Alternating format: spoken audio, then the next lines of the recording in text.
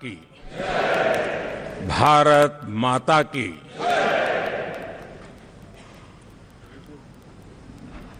मैं सबसे पहले तो इस सभागृह में उपस्थित एनडीए घटक दलों के सभी नेतागण, नवनिर्वाचित सभी सांसदगण और हमारे राज्यसभा के भी सांसदगण, आप सबका हृदय से बहुत बहुत आभार व्यक्त करता हूं।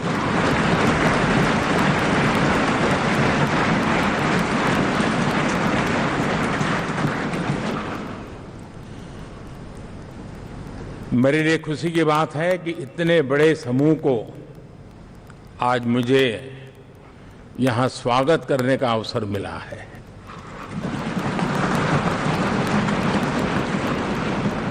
जो साथी विजयी होकर के आए हैं वे सभी अभिनंदन के अधिकारी हैं, लेकिन जिन लाखों कार्यकर्ताओं ने दिन रात परिश्रम किया है, न उन्होंने दिन देखा न रात देखी, और इतनी भयंकर गर्मी में हर दल के कार्यकर्ता ने जो पुरुषार्थ किया है, परिश्रम किया है, मैं आज संविधान सदन के इस सेंट्रल हॉल से सर झुका करके उनको प्रणाम करता हूं।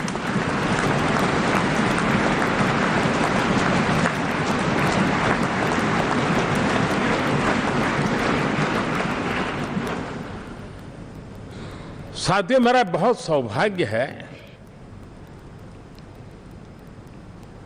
कि एनडीए के नेता के रूप में आप सब साथियों ने सर्वसम्मति से चुन करके मुझे एक नया दायित्व दिया है, और इसके लिए मैं आपका बहुत बहुत आभारी हूं।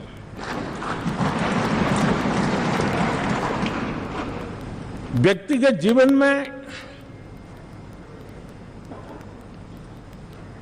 एक मैं जवाबदारी का एहसास करता हूं। जब 2019 में इस सदन में मैं बोल रहा था, आप सबने मुझे नेता के रूप में चुना था, और तब मैंने एक बात पर बल दिया था, विश्वास। आज जब आप मुझे फिर से एक बार ये दायित्व देते हैं, इसका मतलब है कि हम दोनों के बीच, हम आपस में विश्वास का सेतु इतना मजबूत है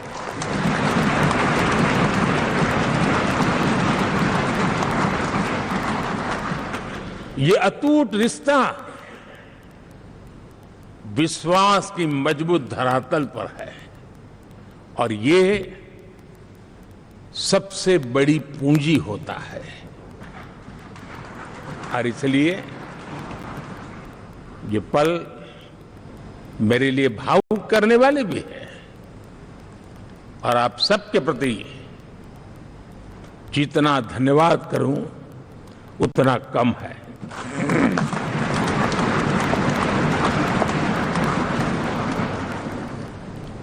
साथियों,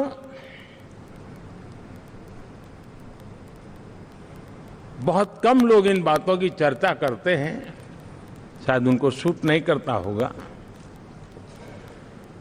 लेकिन हिंदुस्तान के इतने महान लोकतंत्र की ताकत देखिए कि एनडीए आज देश में 22 राज्यों में लोगों ने उनको सरकार बना करके सेवा करने का मौका दिया।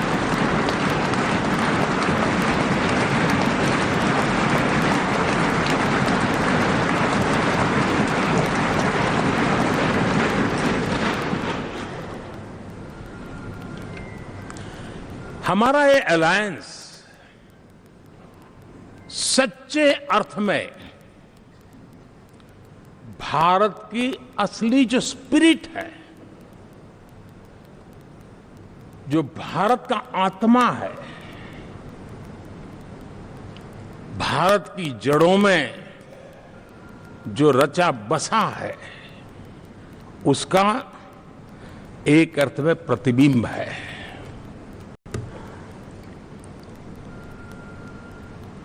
और मैं इसलिए कह रहा हूं कि हमारे देश में 10 ऐसे राज्य जहां हमारे आदिवासी बंधुओं की संख्या प्रभावी रूप से है, निर्णायक रूप से है, जहां इस आबादी आदिवासियों की ज्यादा है, ऐसे 10 राज्यों में से 7 राज्यों में एनडीए सेवा कर रहा है।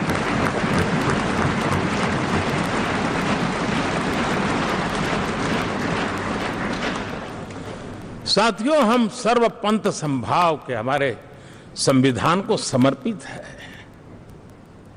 और देश में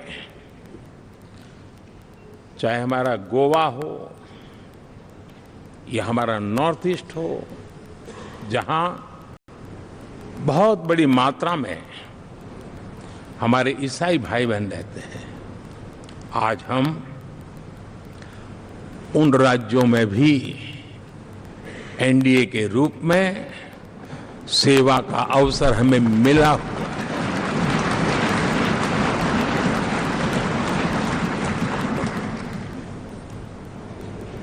साथियों,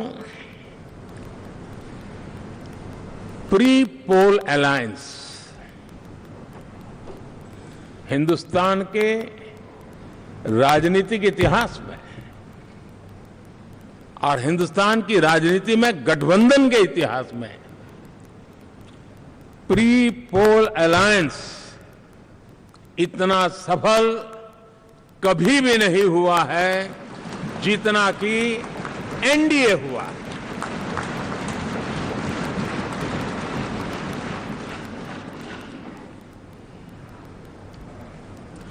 और ये गठबंधन का विजय,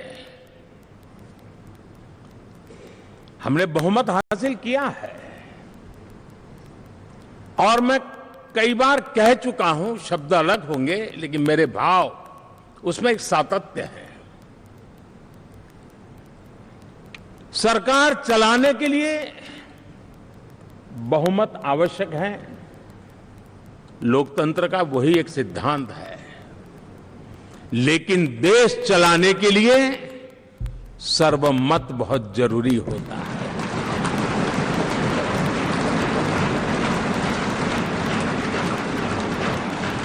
और मैं आज देशवासियों को यहां से विश्वास दिलाना चाहता हूं कि आपने जिस प्रकार से हमें बहुमत देकर के सरकार चलाने का सौभाग्य दिया है, ये हम सबका दायित्व है कि हम सर्वमत का निरंतर प्रयास करेंगे और देश को आगे ले जाने के लिए हम कोई कोर कसर नहीं छोड़ेंगे।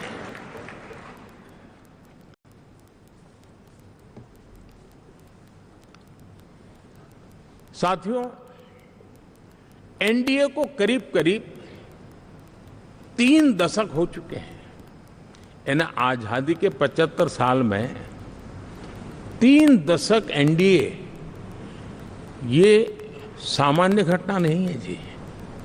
विविधता से भरे हुए अपनी लोकतांत्रिक और सामाजिक रचना के बीच में ये 3 दशक की यात्रा एक बहुत बड़ी मजबूती का संदेश देती है।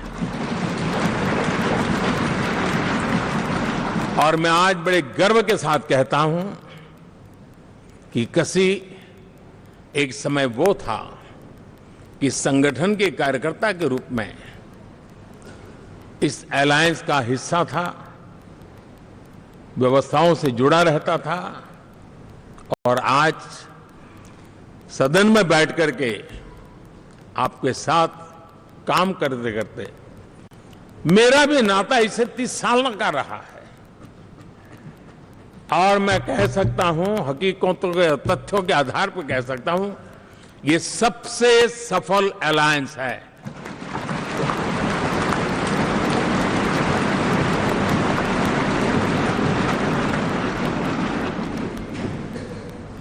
हम गर्व से कह सकते हैं कि 5 साल का टर्म होता है। इस अलायंस ने 30 साल में से 5-5 साल के 3 टर्म सफलतापूर्वक पार किए हैं और अलायंस चौथे टर्म में एंटर कर रहा है।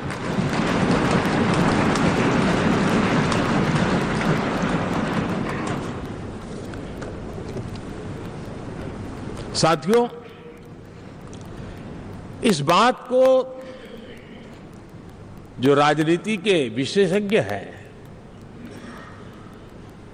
अगर मुक्त मन से, मुक्त मन शब्द बहुत महत्व का है, वे सोचेंगे तो पाएंगे कि एनडीए ये सत्ता प्राप्त करने का या सरकार चलाने का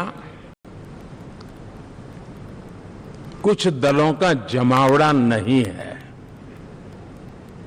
ये राष्ट्र प्रथम की मूल भावना से, नेशन फर्स्ट के प्रति कमिटेड,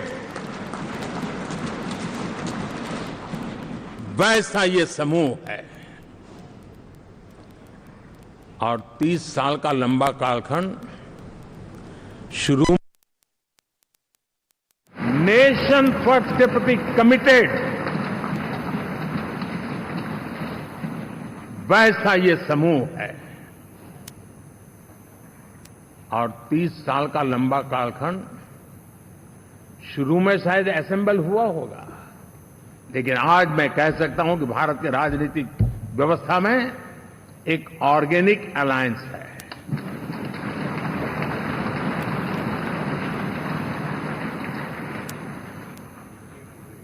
और ये मूल्य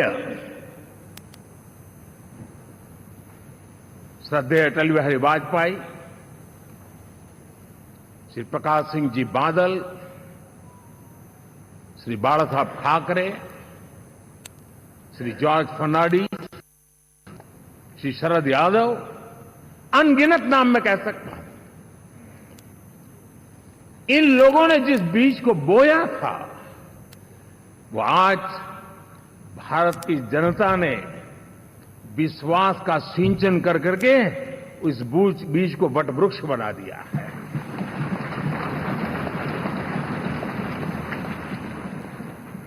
और हम सबके पास ऐसे महान नेताओं की विरासत है और हमें इसका गर्व है। बीते 10 वर्षों में हमने एनडीए की उसी विरासत, उसी मूल्यों को लेकर के निरंतर आगे बढ़ने का और देश को आगे बढ़ाने का प्रयास किया। जब मन से राजनीति के विश्लेषक अगर विश्लेषण करेंगे तो देखेंगे कि एनडीए का जो लोग दिखते हैं ना, उसमें एक कॉमन चीज नजर आती है और वो है गुड गवर्नेंस। इन सब ने अपने अपने समय में, अपने अपने कार्यकाल में जब जब जहां सेवा करने का मौका मिला है, गुड इस देश को दिया है। और इस प्रकार से एनडीए एक प्रकार से, एनडीए कहते ही गुड गवर्नेंस ये अपने आप पर्यायवाची बन जाता है। साथियों,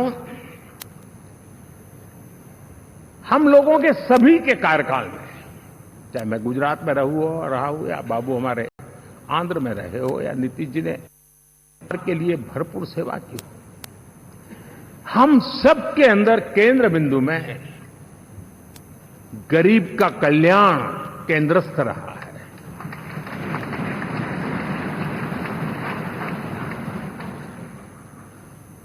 और देश ने एनडीए के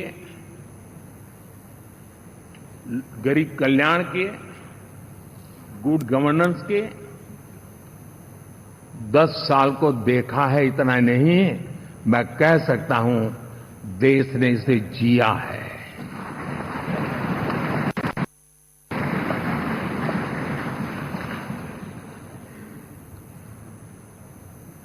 जनता जनार्दन ने सरकार क्या होती है, सरकार क्यों होती है, सरकार किसके लिए होती है, सरकार कैसे काम करती है, इसको पहली बार अनुभव किया है। वरना जनता और सरकारों के बीच में एक खाई की व्यवस्था ही बनी हुई थी। हमने उसको पाठ दिया है। हमने सबका प्रयास का मंत्र देश को नई ऊंचाई पर ले जाने के लिए चरितार्थ करके देखा है। साथियों, एनडीए सरकार में हम अगले 10 साल में, मैं बहुत जिम्मेवारी के साथ कह रहा हूं, अगले 10 साल में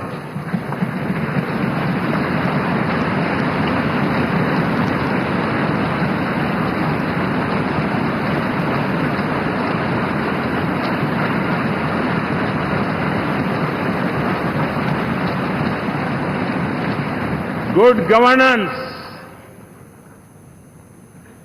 विकास, नागरिकों के जीवन में क्वालिटी ऑफ लाइफ, और मेरा व्यक्तिगत रूप से एक बहुत बड़ा ड्रीम है, मैं लोकतंत्र की समृद्धि को जब सोचता हूं तो मैं चाहता हूं कि सामान्य मानवीय के जीवन में से, और खास करके मध्यम वर्ग, उच्च मध्यम वर्ग, उनके जीवन में से सरकार की दखल जितनी कम हो उतनी लोकतंत्र की मजबूती है।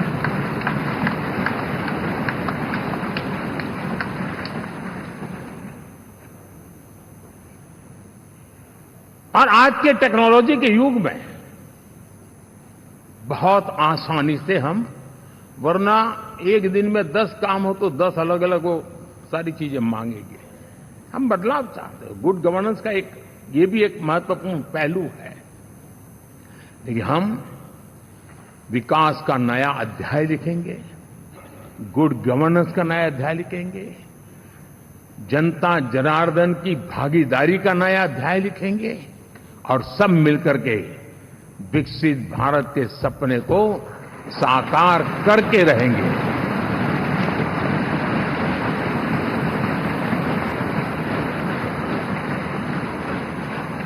साथियों, एनडीए में, और मैं अगर विस्तार से कहूं तो सदन में किसी भी दल का कोई भी जनप्रतिनिधि होगा, मेरे लिए सब बराबर है।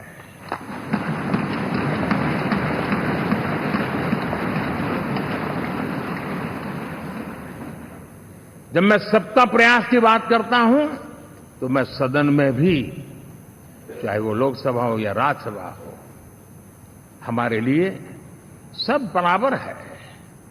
और यही एक भाव है जिसके कारण 30 साल से एनडीए अलायंस मजबूती के साथ आगे बढ़ा है। अपना पराया कुछ नहीं है। सबको गले लगाने में हमें कभी कोई कमी नहीं रखी है।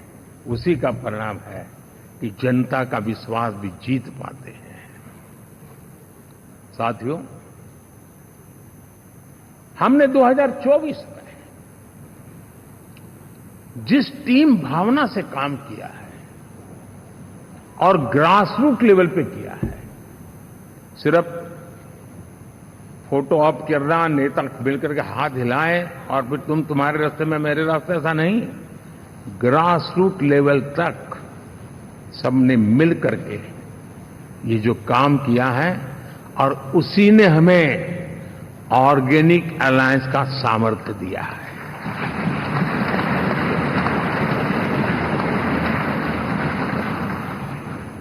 एक दूसरे का सहयोग किया है। हर किसी ने यही सोचा, जहां कम वहां हम। अगर कोई कमी है तो मैं आऊंगा, मैं मेहनत करूंगा, लेकिन तुम्हें कमी नहीं रहने दूंगा।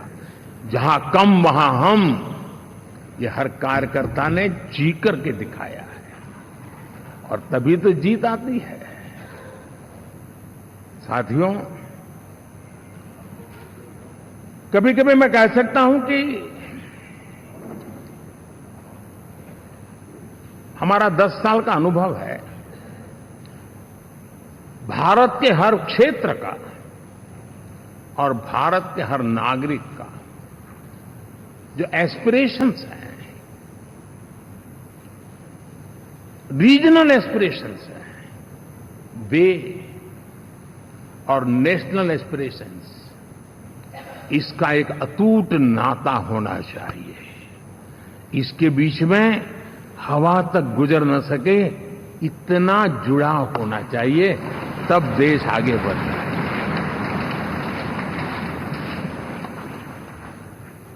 साथियों, इस चुनाव में मैं कुछ उल्लेख जरूर करना चाहूंगा जो मेरी नजरिए से मैंने देखा है। दक्षिण भारत में एनडीए ने एक नई राजनीति की नींव मजबूत की है।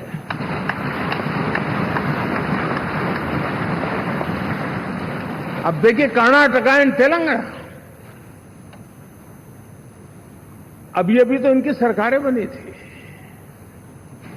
लेकिन पल भर में ही लोगों का विश्वास टूट गया, भ्रम से लोग बाहर आ गए और एनडीए को गले लगा दिया। कर्नाटक और तेलंगाना में दोनों जगह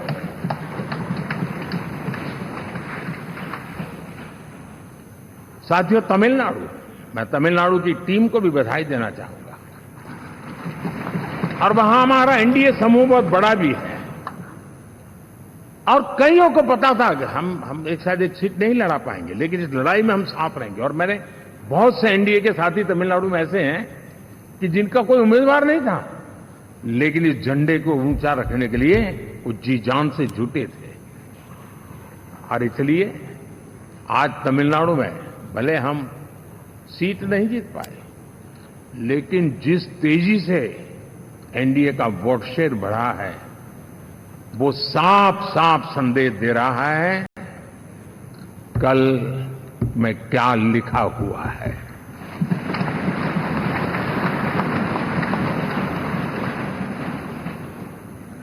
साथियों, पुडुचेरी हो, केरला हमारे सैकड़ों कार्यकर्ताओं के बलिदान हुए हैं।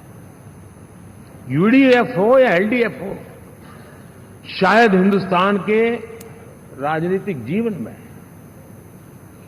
इतना जुल्म एक विचारधारा को लेकर के जीने वाले लोगों पर हुआ होगा तो सिर्फ मैं कह सकता हूं केरल में हुआ है। जम्मू कश्मीर से भी ज्यादा हुआ है।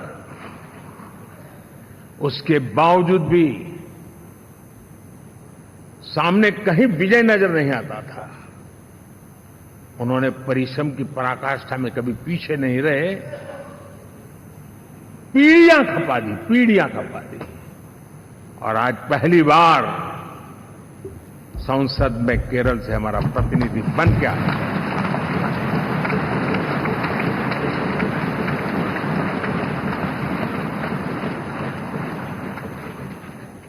साथियों,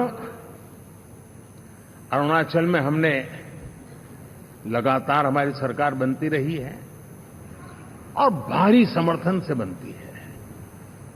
सिक्किम में भी हमारे एनडीए की सरकार करीब करीब क्लीन स्वीप के साथ, अरुणाचल क्लीन स्वीप। आंध्र, मैं अबू बाबू को पूछ रहा था, बोले हिस्टोरिकली ये सबसे हाईएस्ट विक्ट्री है।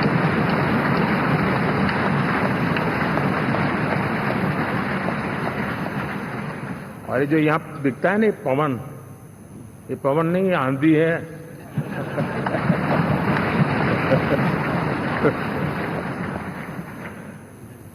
आंध्र ने इतना बड़ा हमारे प्रति जनमत दिया है।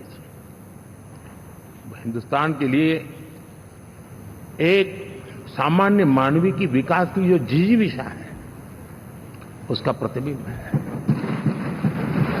और महाप्रभु जगन्नाथ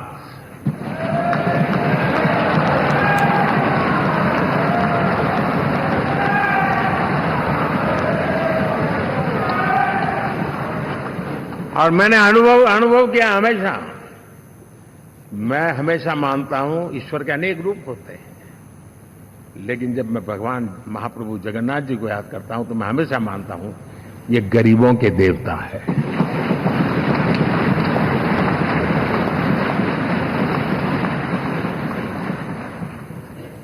और वहां जो क्रांति रूप परिणाम आया है, मैं इसे एक रिवॉल्यूशन देख रहा हूं। और मैं इसके साथ कह सकता हूं कि विकसित भारत का हमारा जो सपना है,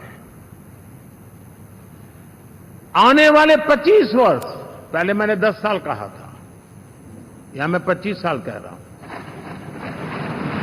आने वाले 25 साल महाप्रभु जगन्नाथ जी की कृपा से उड़ीसा देश की विकास यात्रा के ग्रोथ इंजन पैकी एक होगा।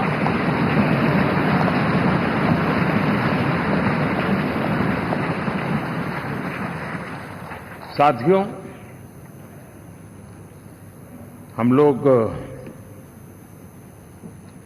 जब 4 जून के नतीजे चल रहे थे, मैं तो अपने काम में कुछ व्यस्त था, बाद में फोन आना शुरू हो गए। तो मैंने किसी को पूछा, यार ये तो ठीक है आंकड़े वांकड़े, तो मुझे ये बताओ कि ईवीएम जिंदा है कि मर गया?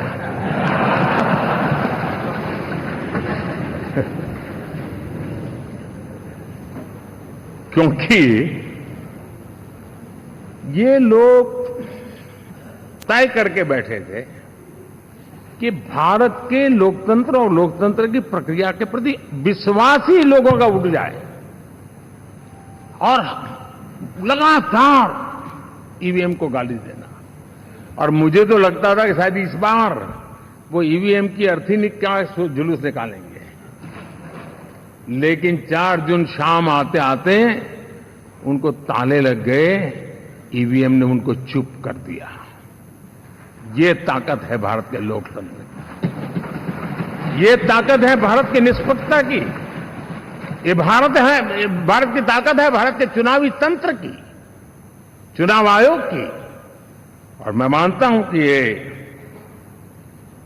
आशा करता हूं कि 5 साल तो अब ईवीएम शायद मुझे नहीं सुनाई देगा, लेकिन जब 29 में हम जाएंगे तो फिर से शायद ईवीएम को लेकर के नाचने की शुरुआत करेंगे, क्योंकि इनके सुधरने की संभावनाएं बहुत कम है। आप देखिए, चुनाव के समय मैंने पहली बार देखा, शायद हर तीसरे दिन इलेक्शन कमीशन के काम में रुकावट आए, इसके लिए सुप्रीम कोर्ट के दरवाजे खटखटाए गए, भांति भांति की एप्लीकेशन, और एक ही टोली थी। और लोकतंत्र के प्रति जिनका भरोभार अविश्वास है, ऐसे लोग सुप्रीम कोर्ट का उपयोग करते हुए कैसे रुकावट डाले, इसका निरंतर प्रयास करते रहे। और चुनाव आयोग की ताकत का एक बड़ा हिस्सा अदालतों में, इस पीक अवर्स में, चुनाव के पीक अवर्स में, यानी कितनी निराशा लेकर के ये लोग मैदान में आए थे कि उन्होंने पूरा हमला उसी इंस्टीट्यूट पे लगा दो, ताकि चुनाव के कोई भी परिणाम आए हम दुनिया के सामने भारत को भी बदनाम कर लें। ये षड्यंत्र का हिस्सा था दोस्तों, और कभी भी देश उनको माफ नहीं करेगा। साथियों, इंडी गठबंधन वाले जब ईवीएम का विरोध करते हैं तो मैं सिर्फ एक चुनाव के रूप में नहीं देख रहा। मैं मानता हूं ये लोग मन से पिछली शताब्दी के सोच वाले लोग हैं। वे टेक्नोलॉजी को हम महत्व न समझते हैं, न टेक्नोलॉजी स्वीकार करने को तैयार है। और ये सिर्फ ईवीएम में दिखाई दिया ऐसा नहीं, यूपीआई में दिखाया। जब हमने कहा कि हिंदुस्तान के लोग डिजिटल ट्रांजैक्शन करेंगे, फिनटेक की दुनिया में आज हिंदुस्तान का नाम हो गया, मानने को तैयार नहीं। आधार आज देश की एक पहचान बना है। मैं तो देख रहा हूं कि मुझे कई देश कहते हैं कि हमें आधार की पद्धति से आगे बढ़ना है, आप कैसे मदद कर सकते हैं। उस आधार को रोकने के लिए सुप्रीम कोर्ट में बार बार जाकर के परेशानियां पैदा की। यानी मूलतः ये प्रगति के विरोधी, आधुनिकता के विरोधी, टेक्नोलॉजी के विरोधी इंडी अलायंस हमने देखा है। साथियों, इस देश के लिए ये भी चिंता का विषय है कि विश्व में भारत के लोकतंत्र की ताकत को कम आंकने का प्रयास, और कितना एक्सट्रीम है। मैं दुनिया में ढोल पीट रहा हूं कि हम मदर ऑफ डेमोक्रेसी है, और ये दुनिया में जाकर के बता रहे नहीं हमारे देश में तो डेमोक्रेसी ऐसा कुछ नहीं कि वो मोदी बैठ गया है, वो एक चाय बेचने वाला यहां पहुंच कैसे गया, कुछ तो गड़बड़ की होगी। ये जो इनकी मनस्थिति है जी, भारत के नागरिकों को चुनाव प्रक्रिया के प्रति अविश्वास पैदा करने का जो उनका षड्यंत्र है, मैं मानता हूं कि अब दुनिया भी भारत के लोकतंत्र की विविधता, विशालता, व्यापकता, गहनता, इन सबको भी जानने समझने के लिए आकर्षित होगी। ऐसे इस चुनाव के नतीजे में देख रहा हूं। साथियों, जब 1 तारीख को मतदान पूरा हुआ और 4 तारीख को काउंटिंग, इस बीच की चीजों को आप देखिए। योजनाबद्ध तरीके से देश को हिंसा की आग में झोंकने का बयान दिए जाते थे। यहां इकट्ठे होना, यहां पहुंचना, यहां करना। कुछ लोग इस चीज को गंभीर नहीं लेते हैं, लेकिन ये बहुत गंभीर है। आप भारत के लोकतंत्र को, पहले उसकी व्यवस्था को अनादर करते हो, अब परिणाम आने से पहले एक ऐसा माहौल बना दो कि बस आग लगा देंगे। हर प्रकार से उन शब्दों का अर्थ यही निकलता है कि उन्होंने देश को उस दिशा में ले जाने का प्रयास किया था। लगातार देश को गुमराह करने का प्रयास किया गया, देश के लोगों को बांटने का प्रयास किया। अरे, चुनाव एक ऐसा लोकोत्सव होता है कि ज्यादा से ज्यादा लोगों को हम जोड़े, तोड़ने के लिए नहीं होता है। लेकिन हर प्रकार से कोशिश यही की गई। साथियों, मैं मानता हूं कि 2024 के लोकसभा के चुनाव के जो नतीजे हैं, हर पैरामीटर से देखेंगे, दुनिया ये मानती है और मानेगी कि ये एनडीए का महाविजय है।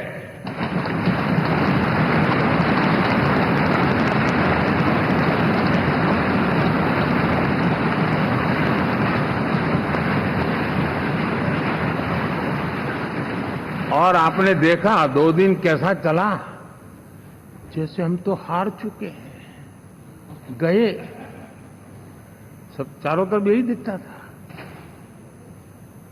क्योंकि उनको अपने कार्यकर्ताओं का मोरल हाई करने के लिए ऐसे काल्पनिक परेड ये करने पड़ रहे हैं। और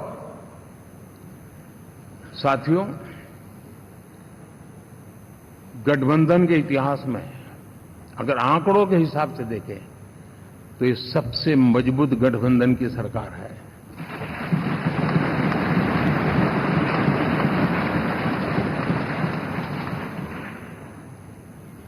लेकिन कोशिश ये की गई कि इस विजय को स्वीकार न करना, उसको पराजय के छाया में डुबो कर रखना। लेकिन उसकी ऐसी चीजों की बाल मृत्यु हो जाती है, और हो भी गई। लेकिन देशवासी जानते हैं कि न हम हारे थे न हम हारे हैं।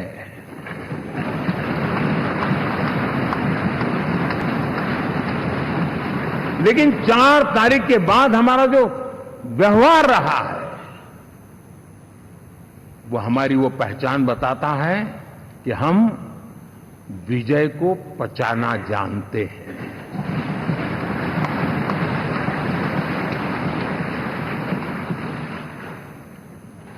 हमारे संस्कार ऐसे हैं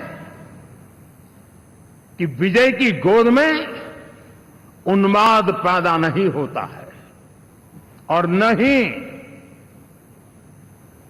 पराजित लोगों के प्रति उपहास करने के हमारे संस्कार हैं।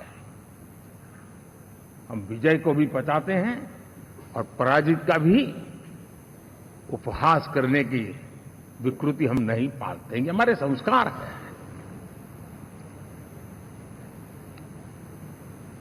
आप किसी भी बालक को पूछो कि भाई लोकसभा के चुनाव के पहले सरकार किसकी थी, तो कहेगा एनडीए। 24 के नतीजों के बाद सरकार किसकी बनी, एनडीए। फिर हारे कहां से भाई? पहले भी एनडीए थी, आज भी एनडीए और कल भी एनडीए है।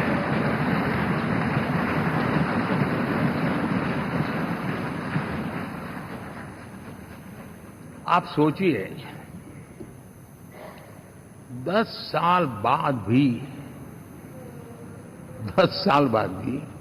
कांग्रेस 100 के आंकड़े को नहीं छू पाई।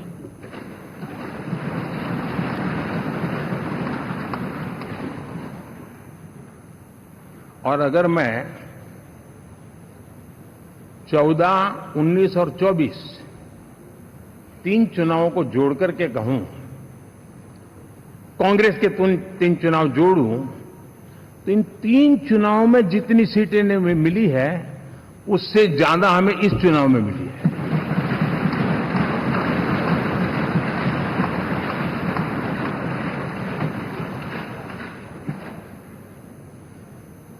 और मैं साफ देख रहा हूं साथियों, एनडीए वालों को अंदाज नहीं है।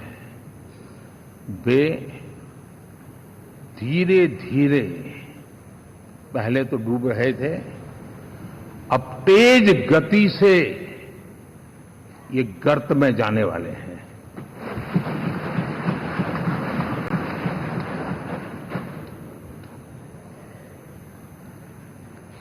साथियों, সিং খালসা সংসদত অমৃতপালে খালসা পন্থক সমৰ্থন কৰি যাব বুলি ঘোষণা ৰাজদীপ সিং খালসাৰ। तो जनता ने एक बड़ा फतवा दिया कि आपने जो कुछ किया वो गैर कानूनी किया, गैर नैतिक किया। तो इस फतवे से अब दोनों पार्टियों को मालूम पड़ गया है कि आप पार्टी भी पंजाब में बुरी तरह हार गई है और भाजपा का खाता साफ हो गया है। অমৃতপালক মুকলি কৰি সংসদলৈ পঠোৱাৰ সমস্ত দায়িত্ব কেন্দ্ৰীয় তথা পঞ্জাব চৰকাৰলৈ এৰিলে অধিবক্তা ৰাজদীপ সিং খালসাই। অমৃতপাল সিঙে খাদুৰ চাহিব সমষ্টিত জয়ী হৈ চমক দিয়াৰ বিপৰীতে ফৰিদকোট সমষ্টি আজৰি আনি দেশবাসীক চমক দিলে সৰবজিৎ সিং খালসাই। পঞ্জাবৰ জনপ্ৰিয় অভিনেতা তথা মুখ্যমন্ত্ৰী ভগৱত সিং মানৰ ঘনিষ্ঠ কৰমজিৎ সিং আনমোলক ৭০,০৫৩টা ভোটত পৰাজিত কৰিলে ইন্দিৰা গান্ধীৰ হত্যাকাৰীৰ পুত্ৰই। 1984 চনত ইন্দিৰা গান্ধীক গুলীয়াই হত্যা কৰা দেহৰক্ষী বেয়ন্ত সিঙৰ পুত্ৰ সৰবজিৎ সিং খালসাৰ বিজয়েও অস্বস্তিত পেলাইছে শাসকীয় পক্ষৰ লগতে বিৰোধীক। দিল্লী যাত্ৰাৰ বাবে সৰবজিৎ সিং খালসা সাজু হোৱাৰ সময়ত ডিব্ৰুগড় কেন্দ্ৰীয় কাৰাগাৰত অমৃতপাল সিং মুকলি হোৱালৈ অপেক্ষা কৰিলে পত্নী কিৰণদীপ কৰে। কেৱল অমৃতপালেই নহয়, ডিব্ৰুগড়ত বন্দী হৈ থকা আন 9গৰাকী খালসাপন্থী সতীৰ্থকো মুকলাই নিবলৈ বদ্ধপৰিকৰ অধিবক্তা ৰাজদীপ সিং খালসা। ডিব্ৰুগড়ৰ পৰা জেচিম আহমেদৰ ৰিপৰ্ট, নিউজ 18 অসম নৰ্থ ইষ্ট।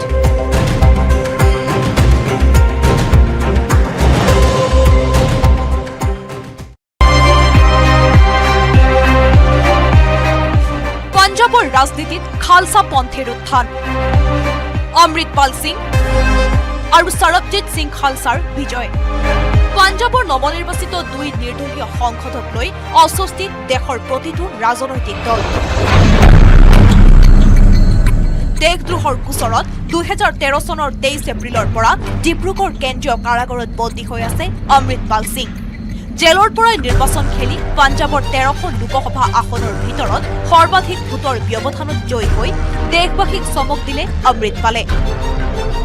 খাদুৰ চাহিব সমষ্টিত অমৃতপালৰ হাতত 1,97,120টা ভোটৰ ব্যৱধানত কংগ্ৰেছ প্ৰাৰ্থী কুলবীৰ সিং জিৰা। তৃতীয় স্থানত থকা আম আদমী পাৰ্টীৰ প্ৰাৰ্থী লালজিৎ সিং ভুল্লাৰে লাভ কৰিলে 1,94,836টা ভোট। অমৃতপাল জিকা মাত্ৰকে ডিব্ৰুগড়ত উপস্থিত হল পত্নী কিৰণদীপ কৌৰ আৰু অধিবক্তা তথা পঞ্জাৱৰ প্ৰাক্তন সাংসদ ৰাজদীপ সিং খালছা। সংসদত অমৃতপালে খালছা পন্থক সমৰ্থন কৰি যাব বুলি ঘোষণা राजदीप सिंह खालसा। तो जनता ने एक बड़ा फतवा दिया कि आपने जो कुछ किया वो गैर कानूनी किया, गैर नैतिक किया। तो इस फतवे से अब दोनों पार्टियों को मालूम पड़ गया है कि आप पार्टी भी पंजाब में बुरी तरह हार गई है और भाजपा का खाता साफ हो गया है। অমৃতপালক মুকলি কৰি সংসদলৈ পঠোৱাৰ সমস্ত দায়িত্ব কেন্দ্ৰীয় তথা পঞ্জাৱ চৰকাৰলৈ এৰিলে অধিবক্তা ৰাজদীপ সিং খালছাই। অমৃতপাল সিঙে খাদুৰ চাহিব সমষ্টিত জয়ী হৈ চমক দিয়াৰ বিপৰীতে ফৰিদকোট সমষ্টি আজৰি আনি দেশবাসীক চমক দিলে সৰবজিৎ সিং খালছাই।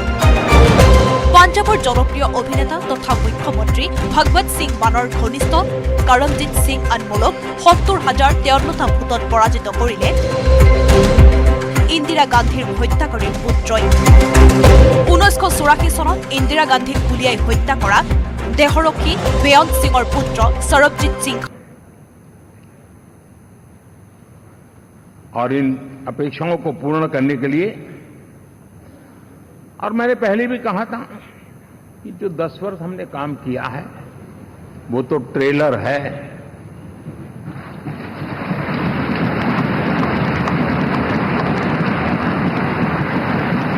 और वो मेरा चुनावी वाक्य नहीं था, ये मेरा कमिटमेंट है। हमें और तेजी से और विस्तार से और तेज गति से देश के आकांक्षाओं को पूर्ण करने में रत्ती भर भी विलंब नहीं करना है।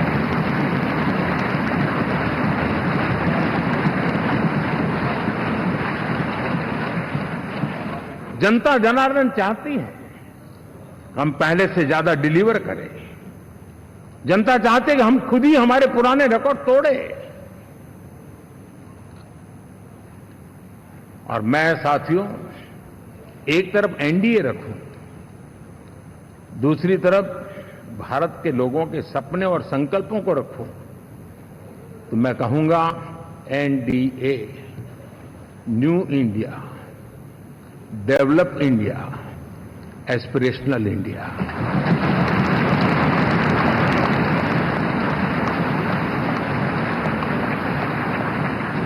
और इसी सपने और संकल्पों को पूरा करना ये हम सबका संकल्प भी है, कमिटमेंट भी है और हमारे पास रोड मैप भी है।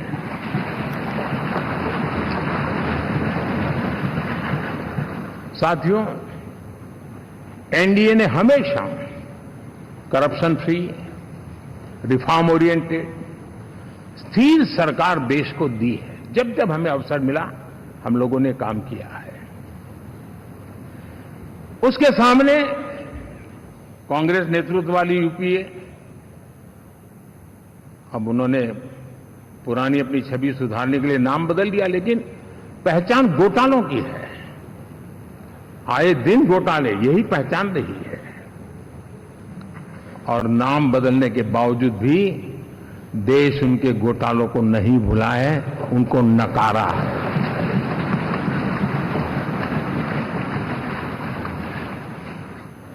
और मैं कह सकता हूं साथियों, इंडी अलायंस वालों ने एक व्यक्ति का अपोज करने के वन पॉइंट एजेंडा के कारण देश की जनता ने उनको ही ऑपोजिशन में बिठा दिया है।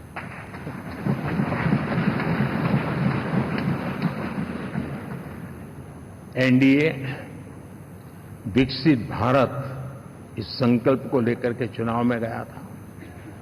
देश के लिए सकारात्मक सोच को लेकर के गया था। देश की युवा शक्ति के सामर्थ्य को समझ करके नए अवसरों को लेकर के देश को आगे बढ़ने की बात लेकर के गया था, जबकि हमारे सामने प्रतिदिने লাগে অস্বস্তি পেলাইছে শাসকীয় পক্ষৰ লগতে বিৰোধীক। দিল্লী যাত্ৰাৰ বাবে সৰবজিৎ সিং খালসা সাজু হোৱাৰ সময়ত ডিব্ৰুগড় কেন্দ্ৰীয় কাৰাগাৰত অমৃতপাল সিং মুকলি হোৱালৈ অপেক্ষা কৰিলে পত্নী কিৰণদীপ কৰে। কেৱল অমৃতপালেই নহয়, ডিব্ৰুগড়ত বন্দী হৈ থকা আন 9 গৰাকী খালসাপন্থী সতীৰ্থকো মুকলাই নিবলৈ বদ্ধপৰিকৰ অধিবক্তা ৰাজদীপ সিং খালসা। ডিব্ৰুগড়ৰ পৰা জেচিম আহমেদৰ ৰিপৰ্ট, নিউজ 18 অসম নৰ্থ ইষ্ট।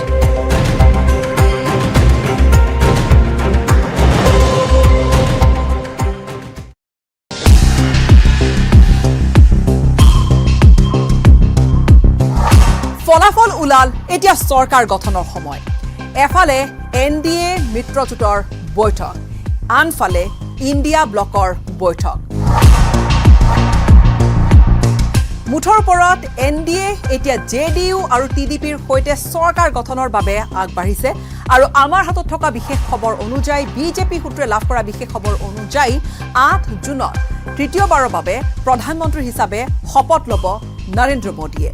কিন্তু তাৰ মাজতে জানো আশা এৰি দিছে ইণ্ডিয়া ব্লকে বা ইণ্ডিয়া এলায়েন্সে। এতিয়াও কৰবাত নহয় কৰবাত নীতিশ কুমাৰ, JDU আৰু তেলেগু দেশম পাৰ্টি অৰ্থাৎ চন্দ্ৰবাবু নাইডুৰ ওপৰতে আশা আছে ইণ্ডিয়া ব্লকৰ। ৰাষ্ট্ৰপতিক সাক্ষাতৰ বাবে সাজু হৈছে প্ৰধানমন্ত্ৰী নৰেন্দ্ৰ মোদীৰ লগতে নীতিশ কুমাৰ আৰু TDPৰ মুৰব্বী চন্দ্ৰবাবু নাইডুৱে। কিন্তু সমানে দিল্লীত তৎপৰতা ইণ্ডিয়া এলায়েন্সৰো দেখা গৈছে। NDA তৃতীয়বাৰৰ বাবে যাতে চৰকাৰ গঠনৰ সুবিধা নিদিয়ে, তাৰ বাবে JDU আৰু TDPৰ ওপৰতে আস্থা বা আশা কৰি আছে কংগ্ৰেছ নেতৃত্বাধীন ইণ্ডিয়া ব্লকে। TDPৰ হাতত दफ्तरों पर लोग कतार लगा के खड़े हैं कि पर्ची है, 1 लाख रुपया कहाँ है, लाओ भाई, मांग रहे हैं लोग। यानी आपने जनता जनार्दन की आंखों में कैसा उनको भ्रमित किया, कैसी आंख में धूल झोंक दी कि वो बेचारा सामान्य नागरिक मान के चलता था, हाँ भाई 4 जून के बाद रुपया मिल जाएगा, इसलिए वो जाके खड़ा रह गया। और अब उसको धक्का मारा जा रहा है, डंडे मारे जा रहे हैं, वहां से निकाला जा रहा है। अब इस प्रकार का चुनाव ये अपने आप में देश के गरीबों का अपमान है, हमारे देश के सामान्य नागरिकों का अपमान है। और कभी भी देश ऐसी हरकतों को न भूलता है, न ही कभी माफ किए बिना माफ कभी करता है।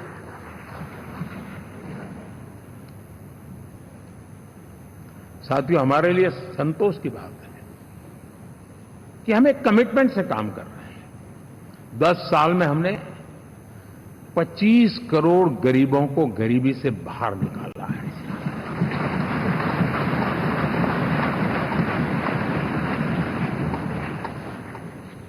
गरीब कल्याण का एक सुरक्षित मजबूत कवच दिया है हमने उसको, और उसके अंदर भी एक नए एस्पिरेशंस पैदा हुए हैं कि हां, अब मुझे गरीब नहीं रहना है, और उसके लिए मुझसे जो हो सके मैं हर अवसर का फायदा उठाऊंगा।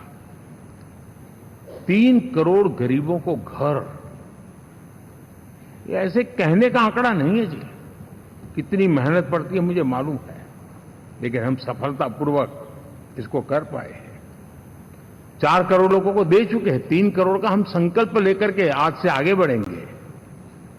यानी ये भी हिम्मत है कि 4 करोड़ देने के बाद जिन परिवारों का विस्तार हुआ है, जरूरत पड़ी है, और राज्यों की भी उसमें इच्छा है, 3 करोड़ नए घर बनाने का संकल्प। 70 वर्ष की आयु से ऊपर के व्यक्तियों को, नागरिकों को 5 लाख रुपए तक इलाज के लिए मुफ्त इलाज की व्यवस्था। मुद्रा योजना के तहत हमारे नौजवानों को कारोबार के लिए 20 लाख तक की उनकी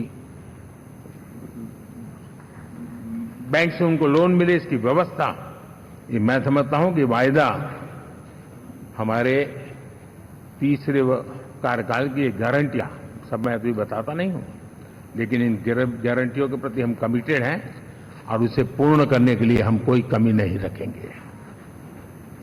साथियों, गरीब का सशक्तिकरण और मिडिल क्लास को सुविधा, ये हमारी प्राथमिकता है, क्योंकि मध्यम वर्ग अब इस देश का एक बहुत बड़ा चालक बल है। भारत की ग्रोथ स्टोरी में ये ऐसे ऐसे नए फोर्सेस मैं देख रहा हूं जो हमारी बहुत बड़ी शक्ति बनने वाले हैं, और इसलिए हम उस पर भी उतना ही, और मिडिल क्लास की बचत कैसे बढ़े, सेविंग कैसे बने, उसके लिए, उसके क्वालिटी ऑफ लाइफ के लिए हम क्या कर सकते हैं, हमारी योजनाओं का विस्तार कैसे किया जाए, हमारे नीति नियमों में बदलाव कैसे किया जाए, उस पर भी हम आने वाले दिनों में काम करते हैं।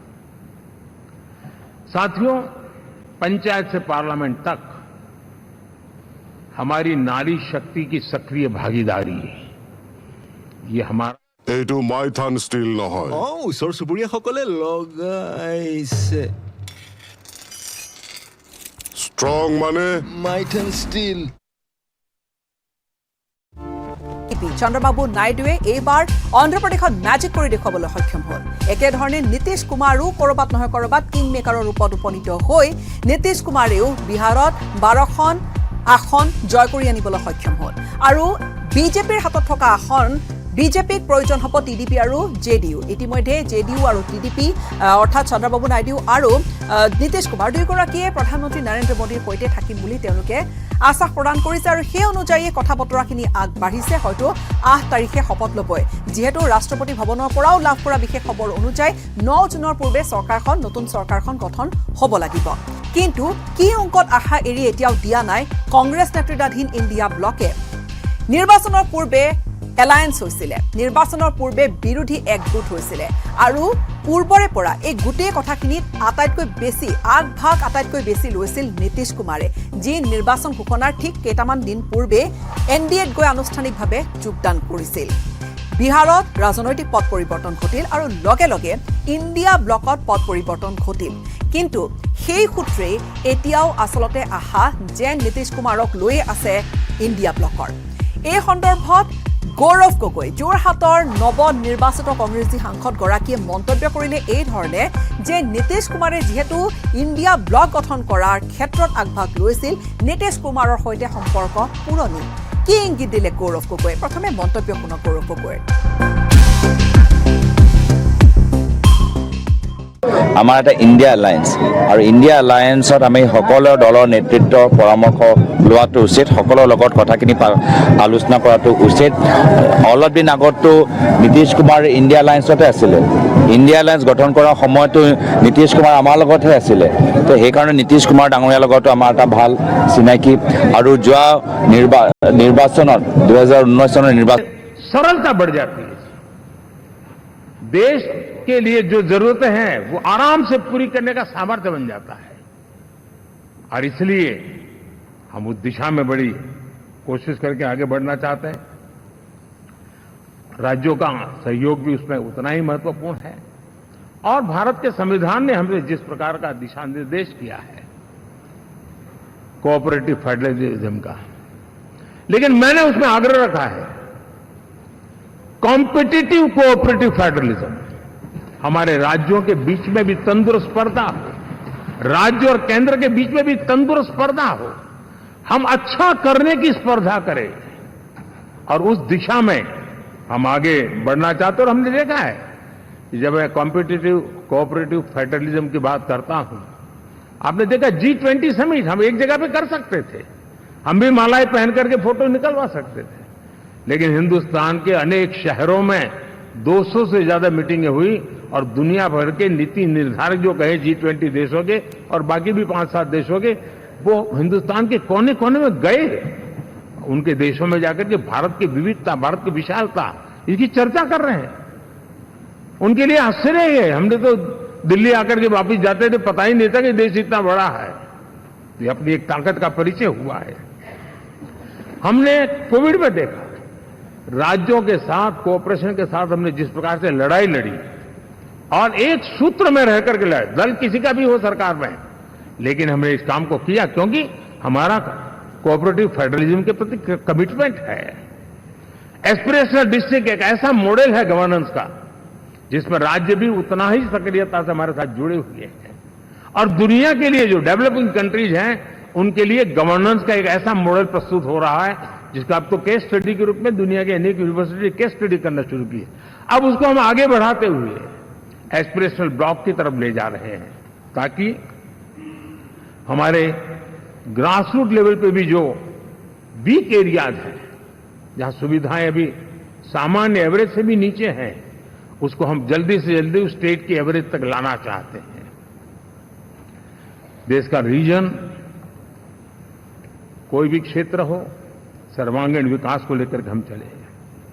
साथियों, गत 10 वर्ष में इंफ्रास्ट्रक्चर के क्षेत्र में हमने एक बहुत बड़ा यानी सोचने में भी बदलाव लाए। जमीन पर तो लाए, वरना हमारे देश में सोचा चलेगा यार, अरे एक बार कर लो ना, उस सारे में से बदलाव नहीं। अब तो अच्छा ही चाहिए, बड़ा ही चाहिए, जल्दी से जल्दी पहुंचाने वाला चाहिए। सामान्य मानवीय के मन को हमने इससे प्रेरित भी किया है और पुरुषार्थ करके हमने उस दिशा में काम किया है। 5 साल में हमें गति शक्ति यानी इस प्रकार के प्लेटफॉर्म पर जो काम किया है, जो काम 6-6, 8-8 महीने तक नहीं होता था, वो आज 15-20 दिन में कर सकते हैं। सर, टेक्नोलॉजी का उपयोग करके हम काम कर रहे हैं, और ये जब होता है तो उसका मूल फायदा देश के नौजवानों के लिए रोजगार के अति अवसर बन जाते हैं। उनके लिए जीवन में सिलेक्शन के लिए बहुत बड़ा दायरा बढ़ जाता है, और वो हमें साथियों आज भारत दुनिया में विश्व के लिए एक नया मैन्युफैक्चरिंग हब के रूप में उभर रहा है। और जब हम मैन्युफैक्चरिंग हब कह रहे हैं तब सिर्फ इलेक्ट्रॉनिक गुड्स या सर्विसेज की मैं बात नहीं कर रहा हूं। मैं फूड प्रोसेसिंग में भी आज दुनिया में हम बहुत तेजी से आगे बढ़ रहे हैं, और वो भारत के किसानों को बहुत बड़ी ताकत देने वाला है। उसी प्रकार से स्पेस हो, आर्टिफिशियल इंटेलिजेंस हो, स्टार्टअप्स की बात हो, स्किल जॉब अपॉर्चुनिटीज की बात हो, आज भारत बहुत तेजी से आगे बढ़ेगा, बढ़ रहा है, ये मेरा विश्वास है। साथियों, मुद्रा योजना, ड्रोन दीदी, विश्वकर्मा योजना, इसने भी नई संभावनाओं को जन्म दिया है।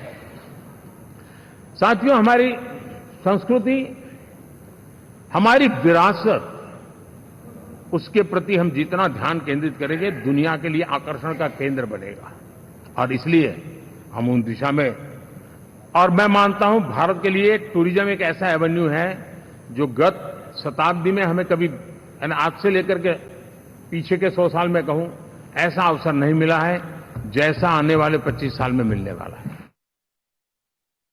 মাইথান ষ্টীল নহয়। ওচৰ চুবুৰীয়াসকলে লগাইছে। ষ্ট্ৰং মানে মাইথান ষ্টীল। বাবা নাইডু আমাৰ লগত আছিলে। হঠাতে তেওঁলোকে এই দুয়োজনে অলপ দিন আগতে NDA লগত হৈছে, নহ'লে তেওঁলোকে আগতে NDA লগত ইমান নাছিলে। NDA লগত অন্ধ্ৰপ্ৰদেশত YSR কংগ্ৰেছ আছিলে, বিহাৰত নীতিশ কুমাৰ আমাৰ লগত আছিলে। তো তেওঁলোকৰ যে প্ৰকৃত NDA মই নাভাবোঁ।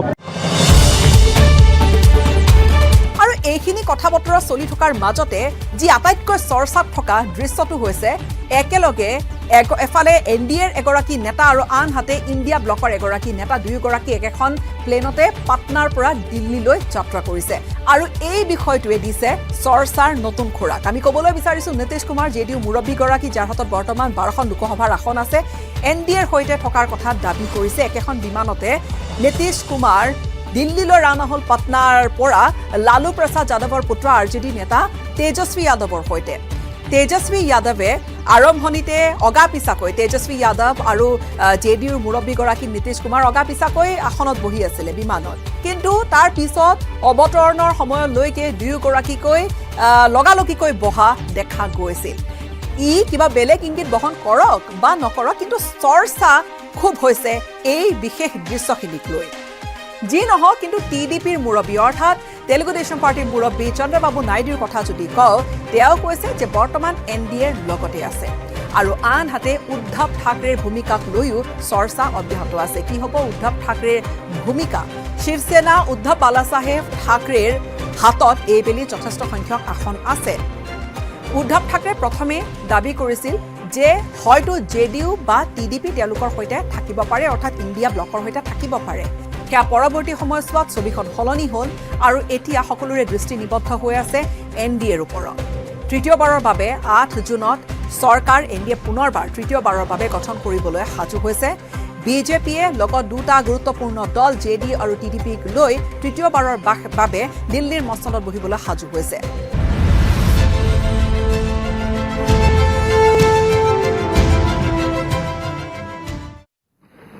और मां जीवित हैं तो साथ लेकर जाइए, उनकी फोटो आप सोशल मीडिया में अपलोड कीजिए, और मां नहीं है तो उनकी फोटो रख करके एक पैड लगाइए, और वो अपनी मां का भी सम्मान होगा और धरती मां की सेवा होगी। हम इन दो माताओं की सेवा करें। साथियों, एनडीए अब भारत आइसोलेशन में नहीं जी सकता। वैश्विक परिवेश में भारत की भूमिका दिनों दिन बहुत बढ़ती चली जा रही है। 2014 में जब एनडीए की सरकार बनी, पूरे विश्व में उसी एक पल से एक नया जिज्ञासा पैदा हुई, थोड़ी आशा के संकेत उनको नजर आने लगे, और फिर उस बदलाव बहुत बड़ा तेजी से आया। और पिछले 10 वर्ष में भारत ने जिन कामों को बढ़ लिया है, आज भारत की छवि विश्व बंधु की बन चुकी है। दोस्तों, विश्व हमें एक बंधु के रूप में स्वीकार कर रहा है, और जब दुनिया हमें विश्व बंधु के रूप में स्वीकारती है तो हमारी वैश्विक जिम्मेवारियों को भी हमने हमारे आने वाले रोड मैप में महत्व देना ही होगा। और भारत की सफल विदेश नीति ने अच्छे परिणाम भी दिए हैं। हमने हर संकट को उस प्रकार से हैंडल किया जिस प्रकार से मानवीय मूल्यों को हमने प्राथमिकता दी। उसका परिणाम है कि सामान्य मानवी के मन में ये विश्व बंधु वाला भाव बहुत मजबूत हुआ, और भारत का सेवा भाव का जो कैरेक्टर है उसको विश्व ने पहचाना है। चाहे यूक्रेन का संकट हो, चाहे अफगानिस्तान का संकट हो, हर हमारे लोगों को बचाना हो, हमने किसी भी में हमने कोई कमी नहीं रखी है। और साथियों, ये क्षमता के कारण भारत में निवेश की संभावनाएं बहुत बढ़ने वाली है। मैं राज्यों से भी कहूंगा कि आप प्रगतिशील नीतियां बनाकर रेडी रहिए। विश्व आज आपके आंगन पे दरवाजे पर दस्तक दे रहा है, और जो राज्य ज्यादा स्पष्ट नीतियों के साथ आएगा, जो राज्य उन कंपनियां विदेशी आने वाले लोगों को ठीक से हैंडल करेगा, उसको बेनिफिट मिलने ही वाला है। और भारत ने जो नीतियां बनाई है, भारत ने जो वातावरण बनाया है, उसका लाभ भारत के हर राज्य को मिलना चाहिए, और उस दिशा में हम तेजी से काम करना चाहते हैं। साथियों, हमने G20 समिट में देखा है, दुनिया का भारत के प्रति नजरिया बदला है। जो लोग इन चीजों को माइन्यूटली देखते होंगे उनको पता होगा कि G20 एक प्रकार से कई संकटों से गुजर रहा था। उतार चढ़ाव आते रहते थे, बिखराव भी नजर आ रहा था, लेकिन भारत में G20 आने के बाद नए प्राण से भर गया है, नया सामर्थ्य आ गया है। और ये भारत की ताकत है कि उसने पूरे विश्व को जोड़ने में G20 के माध्यम से बहुत बड़ा काम किया है। और उसके इन दिनों भी जो परिणाम आए उसके बाद मेरा काफी समय विदेश के सरकारों से फोन अभिनंदन स्वीकार करने में गया, और शायद मैं 2014 में 19 में भी ऐसा अनुभव नहीं था जितना इस बार फ्लो है। दुनिया के करीब करीब, अब नाम ले, उसने भारत को शुभेच्छा व्यक्त की है या बात करने की कोशिश की है। यानी ये वैश्विक जो हमारा ताकत है उसका परिचय करवा रहा है, और उसके कारण मैं मानता हूं कि विश्व में हमारा सम्मान और साथ साथ भारत में निवेश, ये दोनों संभावनाएं बढ़ रही है। साथियों, हमारे संविधान का 75वां वर्ष है, हम चाहते हैं कि संविधान हमारी संवैधानिक संस्थाओं का संरक्षण भर इसके मात्र के लिए है, ऐसा नहीं, कोई अदालत में धाराओं का उपयोग करके काम करने के लिए नहीं है। ये एक हमारी भावना है, हमारा स्पिरिट है, और हमें इस 75 साल को ऐसे मनाना है ताकि हम संविधान के स्पिरिट को जन जन तक पहुंचाएं। हर जन को संविधान की जो भावना है, कर्तव्य की भावना है, अनेक बात ऐसे इस बात है, उन सब प्रति समर्पण उसका बढ़े, उस दिशा में हम काम करना चाहते हैं। साथियों, छत्रपति शिवाजी महाराज के राज्याभिषेक के 350 वर्ष के उत्सव में देश आज रंगा हुआ है, और हमारे लिए सबसे बड़ी प्रेरणा है, क्योंकि उसमें राष्ट्र प्रथम की भावना है। छत्रपति शिवाजी महाराज को याद करते ही राष्ट्र प्रथम की भावना हमें मजबूती देती है, और इसलिए हम देश में इसी एजेंडा को आगे रखते हुए, और जब इसी समय 350 साल का पर्व आया है, तो हमें अपनी पॉलिसी और परफॉर्मेंस और सामान्य मानवीय का जीवन बेहतर करना है, उसमें जरा भी विलंब नहीं करना है। साथियों, विकास की सारी तैयारियां, रोड मैप लेकर को हम चलेंगे ही, चल रहे हैं, लेकिन साथ साथ हम नए नए सांसद आए हैं, कुछ पुराने सांसद हैं, कुछ ज्यादा अनुभवी सांसद भी हैं। आप देखते हैं कि इन दिनों, पिछले 2 दिन से आप टीवी पे देखते होंगे, एक भी सच्चाई मुझे उसमें नजर नहीं आई। कोई ये कह रहा है, कोई वो कह रहा था, सब मैंने कहा भी जरा पूछो तो ये जानकारी लाते कहां से, गपगोले चला रहे, किसी के खाते में कुछ भी डाल करके चल रहा है। तो मतलब ये थोड़े दिन, क्योंकि 10 साल से ऐसे अवसर नहीं मिले हैं, तो शायद ये उबाल जरा ज्यादा रहेगा। लेकिन आप मान के चलिए जी, ऐसे लोग कोई पहुंचेंगे, बस साहब मेरा अच्छा संबंध है, मंत्री में आपका नंबर कर सकता हूं, आया, हमें भी पता नहीं होता यार, हो सकता है मिनिस्टर बनने का ही रास्ता होगा, तो हम भी गलती से उसका हाथ पकड़ लेते हैं, और वो पता नहीं वो किस खाई में डुबो देता है। कभी कभी तो शायद अब तो टेक्नोलॉजी ऐसी है कि हो सकता है मेरे सिग्नेचर से कोई लिस्ट बाहर निकल जाए कि ये मंत्री बन गए, हो सकता है कोई बुद्धिमान डिपार्टमेंट भी बांट दे। तो आजकल कई लोग सरकार बनाने में लगे हुए हैं, मंत्री पद बांट रहे हैं, पद बांट रहे हैं, व्यवस्था बांट रहे हैं।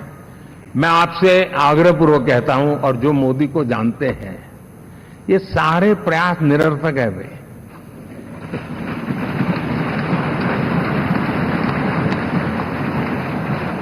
आप भी किसी का फोन आ जाए तो 10 बार वेरीफाई कीजिए कि जिसने फोन किया है वो सचमुच में अथॉरिटी है। अदरवाइज कोई भी क्या, भाई आपका नाम हो गया है, सुबह परिवार को बुला लीजिए, शपथ समारोह में आना है, हो गया। तो ऐसी गपबाजी करने वाली एक बहुत बड़ी फौज रहती है। कुछ लोग आदतन करते रहते हैं, कुछ लोगों को मजाक आती है लेकर, और कुछ लोग बदइरादे से करते हैं। मेरा सभी सांसदों से आग्रह है कि हम इन सारे षड्यंत्रों का शिकार न बने। दूसरा, हमारे जो इंडिया अलायंस वालों ने इस चुनाव में फेक न्यूज में एक्सपर्टाइज कर लिया, डबल पीएचडी कर लिया उन्होंने, वो शायद इसका भरपूर उपयोग करेंगे।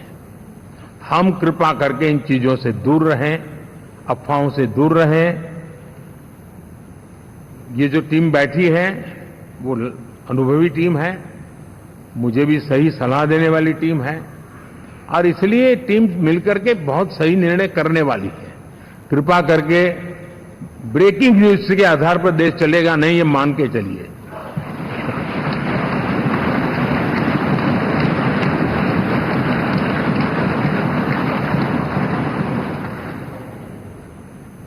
साथियों, विकसित भारत का संकल्प लेकर के हम चले हैं।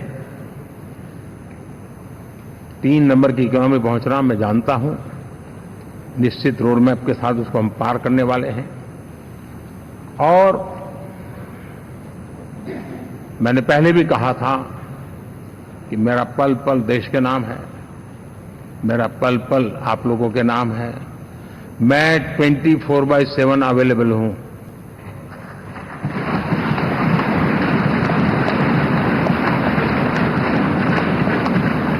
हमें मिलकर के देश को आगे बढ़ाना है। फिर से एक बार आप लोगों ने मुझ पर जो विश्वास जताया है, जो प्यार दिखाया है और जो समर्थन दिया है, वाकई मैं मानता हूं भारत के लोकतंत्र की एक बहुत बड़ी ताकत है। मैं जितना आपका आभार व्यक्त करूं उतना कम है और मैं विश्वास दिलाता हूं कि मैं आपकी आशा अपेक्षाओं को पूरी करने में, परिश्रम करने में कोई कमी नहीं रखूंगा।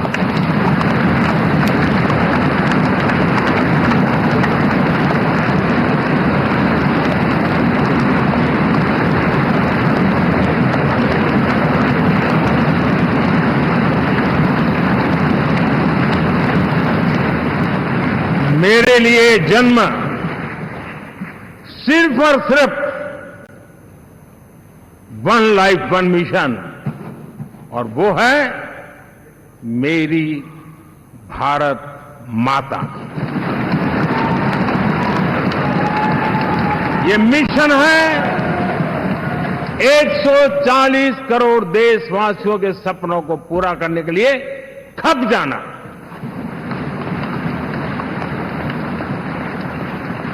ये मिशन है 140 करोड़ देशवासियों को 1000 साल की मुसीबतों से जो गुजरी हुई पीढ़ी दर पीढ़ी है, उसे मुक्ति दिला करके सम्मान के साथ विश्व में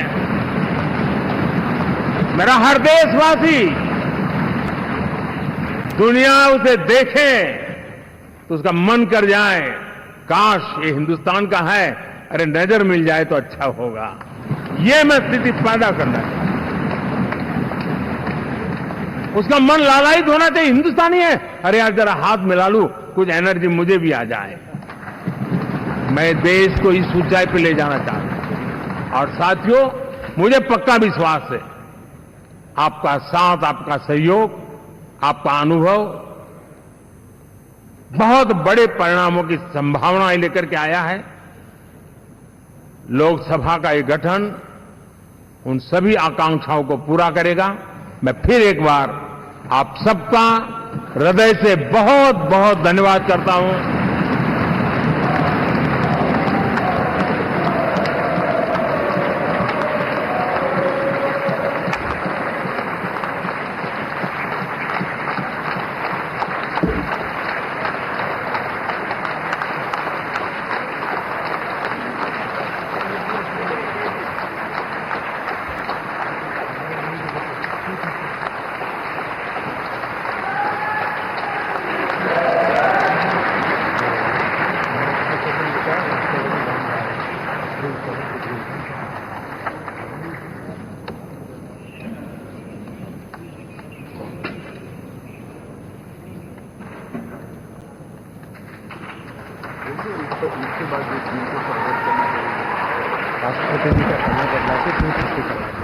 जो एनडीए के साथी स्वागत करना चाहते हैं वो आगे आ सकते हैं, और बाकी भी जो फिर पार्टी के वरिष्ठ नेता भी स्वागत करना चाहते हैं वो आगे आ सकते हैं। एनडीए के वरिष्ठ नेता राष्ट्रपति भवन की ओर भी इसके बाद जाएंगे। तो एनडीए के साथी तमिलनाडु देवनाथ, हाँ जाओ जाओ।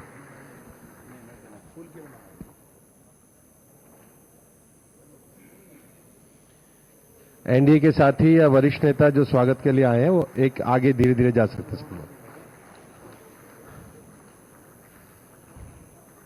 तो एनडीए संसदीय दल की बैठक में ऐतिहासिक निर्णय, ये ऐतिहासिक बैठक है और प्रधानमंत्री के तौर पर चुना गया है।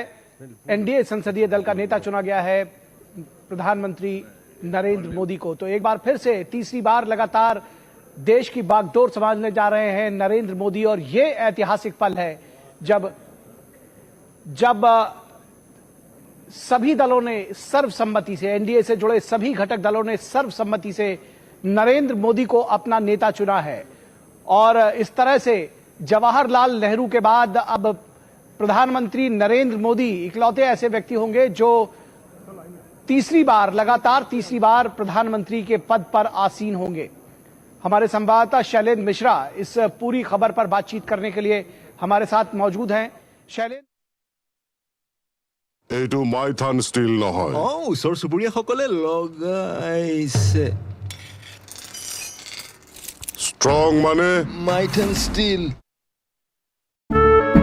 যে কংগ্ৰেছে এতিয়াও কিন্তু আশা বাদ দিয়া নাই। কংগ্ৰেছৰ নেতাসকলৰ মুখত যিখিনি কথা শুনা গৈছে তাৰ পৰা যেন সেয়া ইংগিত পোৱা গৈছে যে এতিয়াও চৰকাৰ গঠনৰ আশা, হয়তো জেডিইউ আৰু টিডিপিৰ সৈতে মিলি কংগ্ৰেছে এতিয়াও মনত সেই আশা পুহি ৰাখিছে।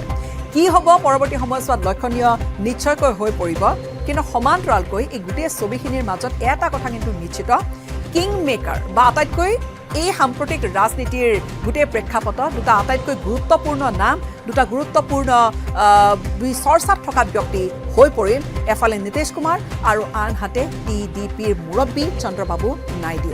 তেওঁলোকৰ ওপৰতে যেন গোটেইখিনি কথা নিৰ্ভৰ কৰি আছে। আটাইতকৈ গুৰুত্বপূৰ্ণ ব্যক্তিৰূপে এই মুহূৰ্তত তেওঁলোক দুয়োগৰাকী পৰিগণিত হৈছে।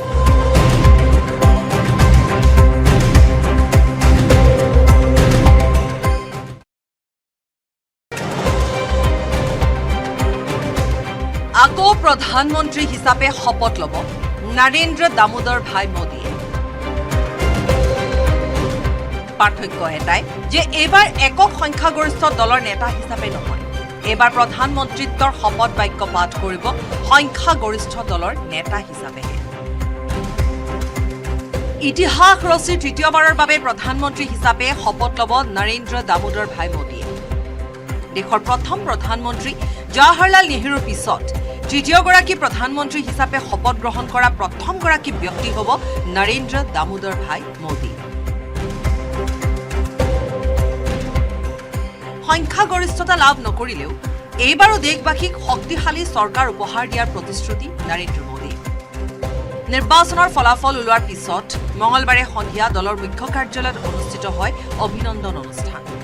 সেই অনুষ্ঠানত ভাষণ দি মোদীয়ে ক'লে, इसलिए भारत आज विश्व बंधु के रूप में सबको गले लगा रहा है। मुझे विश्वास है मजबूत भारत मजबूत दुनिया का एक मजबूत स्तंभ सिद्ध होगा। তৃতীয় কাৰ্যকালত দুৰ্নীতিৰ বিৰুদ্ধে অধিক কঠোৰ হোৱাৰ কথাও ঘোষণা কৰিলে নৰেন্দ্ৰ মোদীয়ে। 21वीं सदी के भारत को आगे बढ़ना है तो उसे करप्शन पर भी लगातार तेज प्रहार करना ही होगा। মোদীৰ গ্যাৰাণ্টিৰ এতিয়াও বৃহৎ ঘোষণা হ'বলৈ বাকী বুলি জনালে নৰেন্দ্ৰ মোদীয়ে। দেশৰ জনতাৰ বাবে নিৰন্তৰ কাম কৰাৰ প্ৰতিশ্ৰুতিও দিলে নৰেন্দ্ৰ মোদীয়ে। দেশৰ উজ্জ্বল ভৱিষ্যতৰ বাবে সিদ্ধান্ত লোৱাৰো প্ৰতিশ্ৰুতি দিলে মোদীয়ে। ये राष्ट्र नीति के लिए एकजुट होकर आगे बढ़ने का समय है। विकसित भारत के हमें निरंतर बड़े फैसले लेने हैं। भारत के उज्जवल भविष्य के लिए उत्तम फैसले भी लेने हैं। 6 দশকৰ অন্তত মঙলবাৰৰ দিনটোক ঐতিহাসিক ক্ষণ আখ্যা দি মোদীয়ে ক'লে যে কোনো মিত্ৰজোঁটক তৃতীয়বাৰৰ বাবে শাসনত বহুৱাইছে দেশৰ জনতাই। 6 दशक बाद किसी गठबंधन को एनडीए को लगातार तीसरी बार देश की सेवा करने का अवसर दिया है। जनता जनार्दन के साथ विश्वास का ये अटूट रिश्ता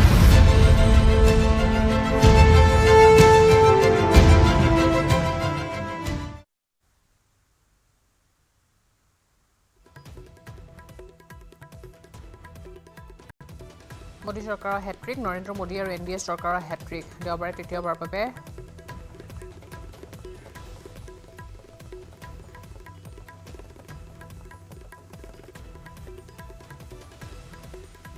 বাবে প্ৰধানমন্ত্ৰীৰূপে শপত ল'ব নৰেন্দ্ৰ মোদীয়ে। প্ৰধানমন্ত্ৰীৰ লগতে শপত ল'ব এনডিএ চৰকাৰৰ মন্ত্ৰীসভাই। আৰু শপত গ্ৰহণৰ পূৰ্বে আজি অনুষ্ঠিত হৈছে এনডিএৰ নৱনিৰ্বাচিত সাংসদৰ বৈঠক। সংবিধান সদন অৰ্থাৎ পুৰণি সংসদ ভৱনৰ চেণ্ট্ৰেল হলত নৰেন্দ্ৰ মোদীৰ অধ্যক্ষতাত অনুষ্ঠিত হৈছে সংসদীয় বৈঠক। আৰু বৈঠকত উপস্থিত আছে নতুনকৈ নিৰ্বাচিত সংসদৰ মিত্ৰজোঁট চৰকাৰত থকা ৰাজ্যৰ মুখ্যমন্ত্ৰীসকলো বৈঠকত উপস্থিত আছে এনডিএ চৰকাৰ গঠনক লৈ বিশেষ চৰ্চাত থকা বিহাৰৰ মুখ্যমন্ত্ৰী নীতিশ কুমাৰ আৰু টিডিপিৰ মুৰব্বী এন চন্দ্ৰবাবু নাইডু আজি বৈঠকত প্ৰস্তুত কৰা হৈছে এনডিএৰ নতুন চৰকাৰৰ ৰোড মেপ ইতিমধ্যে এই বিষয়ে ভাষণ প্ৰসংগত উল্লেখ কৰিলে নৰেন্দ্ৰ মোদীয়ে আৰু এই বৈঠকৰ পিছতে ৰাষ্ট্ৰপতি দ্ৰৌপদী মুৰ্মুক সাক্ষাৎ কৰি চৰকাৰ গঠনৰ দাবী জনাব নৰেন্দ্ৰ মোদী তথা এনডিএৰ নেতৃত্বই ৰাষ্ট্ৰপতিৰ হাতত অৰ্পণ কৰিব এনডিএৰ 14টা মিত্ৰ দলৰ সাংসদৰ সমৰ্থন পত্ৰ এনডিএ সমৰ্থিত 14টা দলৰ আছে 293 গৰাকী সাংসদ দেওবাৰে সন্ধিয়া ৰাষ্ট্ৰপতি ভৱনত অনুষ্ঠিত হ'বলগীয়া নতুন চৰকাৰৰ শপত গ্ৰহণ অনুষ্ঠানলৈ আমন্ত্ৰণ জনোৱা হৈছে কেইবাগৰাকীও বিদেশী ৰাষ্ট্ৰপ্ৰধানক এয়া ভাষণৰ পিছত এনেদৰে অভিনন্দন জ্ঞাপন কৰিছে প্ৰধানমন্ত্ৰী নৰেন্দ্ৰ মোদীক এনেদৰে তৃতীয়বাৰৰ বাবে এতিয়া শপত লোৱাৰ বাবে নিৰ্বাচন কৰা হৈছে নৰেন্দ্ৰ মোদীক আৰু তাৰ পিছত এতিয়া তাত উপস্থিত থকা নৱনিৰ্বাচিত সাংসদসকলে অভিনন্দন জনাইছে নৰেন্দ্ৰ মোদীক এয়া দেখুৱাই থকা হৈছে সংসদ ভৱনৰ পৰা পোনপটীয়া সম্প্ৰচাৰ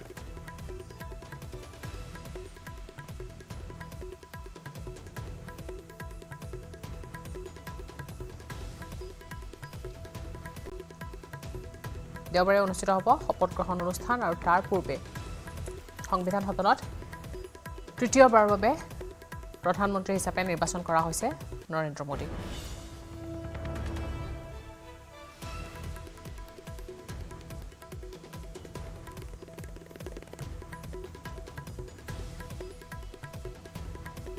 আৰু শপত গ্ৰহণৰ পূৰ্বে এনডিএ সাংসদসকলৰ সৈতে নৱনিৰ্বাচিত সাংসদসকলৰ সৈতে বৈঠক অনুষ্ঠিত হৈছে সংসদ ভৱনত অনুষ্ঠিত হৈছিল এই বৈঠক আৰু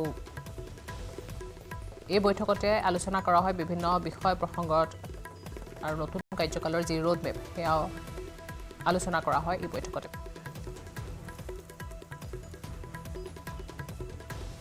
আৰু এই বৈঠকৰ পূৰ্বে প্ৰধানমন্ত্ৰী মোদীৰ ভাষ্য আমি শুনোৱা হ'ব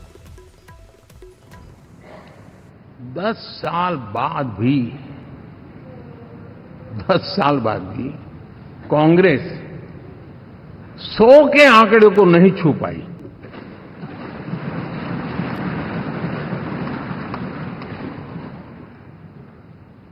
और अगर मैं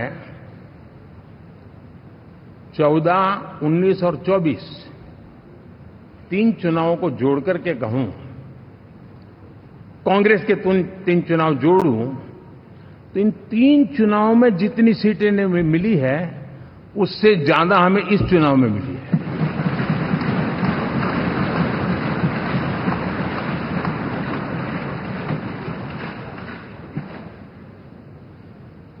और मैं साफ देख रहा हूं साथियों एनडीए वालों को अंदाज नहीं है वे धीरे धीरे पहले तो डूब रहे थे अब तेज गति से ये गर्त में जाने वाले हैं